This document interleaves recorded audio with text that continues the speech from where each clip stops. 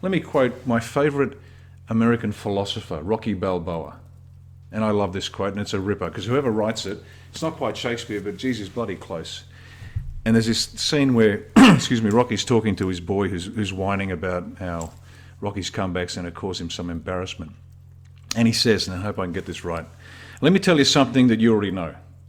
Life ain't all sunshine and rainbows. It's a mean and nasty place, and it'll beat you to your knees and keep you there permanently if you let it.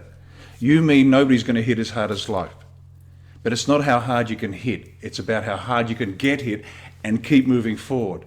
How hard you can get hit and keep moving forward. That's how winning is done. Now, if you know what you want, then go out and get it. But you've got to be willing to take the hits. Now, unfortunately, what we've got in Australia is a population that's not willing to take the hits, and a government less likely to do so. So all they do is they don't win. Leadership's about winning. The purpose, it's in the book, free tip. The purpose of leadership is to win, and we've got a government that just manages decline, manages failure. We concede. Well, let me tell you what the rest of the world thinks about that. They laugh at us, because what we think is an act of compassion, they see as weakness. It's brutal out there. It's not nice. So the Defence Force has to be ready to deliver this lethal force on the say-so. But it has to be real and it has to be hard. The importance of deterrence cannot be underestimated.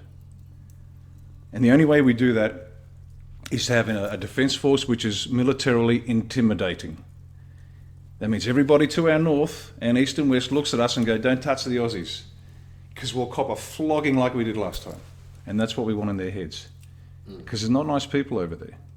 Turn the other cheek isn't part of any other religion, I can tell you. And so they're nasty, and we've got to be hard back. Now, having said all of that, there are parts of the Defence Force that are developing capability very, very well. We're putting some high-tech stuff up. That's great. But what's undermining the military, and this is the cowardice of the air marshals, admirals, and generals, in allowing the soul of the military, what makes us different from civilians, basically, to be eroded to the point where it doesn't matter anymore. The pink fingernail nonsense, the calling people by different pronouns at the Defence Force Academy. It's insane. I said it once before, if someone's going to be offended because they were called he or she, they're not optimised for warfighting. If that's going to send them around the twist, then they don't want to go into combat. And you don't have to experience it, no, just read any book. It's nasty, it's hard.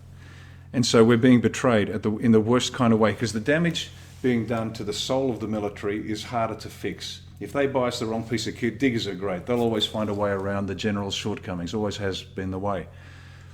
But if they destroy what makes an Australian soldier a hard, tough person to beat, then we're in real trouble. And the ADF needs to be cleaned out. The hierarchy has sold out. There's not a bollock amongst them. So you'd go through and clean them out, would you? That's what you would like to see?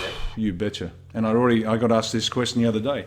What would you do? And I said, that's easy. I'd go see President Don and say, Don, I've got a request that you might be able to help me with. I need a good 4-star Marine, one that knows how to kick ass and take names.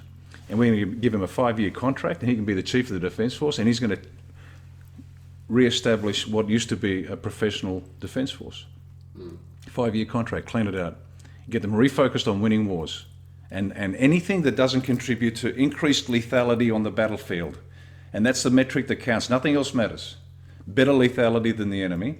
That's his job, to get them back up to scratch. And then, over that 5-year period, 1 or 2 or 3 or 4 or 5 of these air marshals, admirals, and generals might demonstrate they have what it takes in here to lead a Defence Force for real. That's how I do it.